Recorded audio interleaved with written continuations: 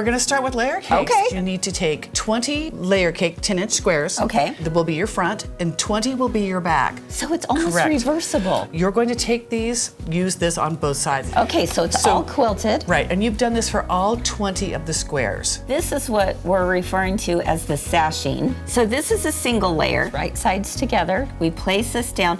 This is folded with the fold going towards the center and raw edges aligned. Raw edge aligned. Okay. We're gonna take this one right here, and we're going to put these together like this. Can you see that all right? Yeah, because you're putting the right side together with the right side. That back looks perfect. It's really good. This is the part that gets a little bit tricky. Make sure in your bobbin, you have a bobbin that matches or blends to your back. So on the front, have it blend with your sashing. Stitch like as close as you can to the very edge. That's all you've got to do to get this row together. How simple.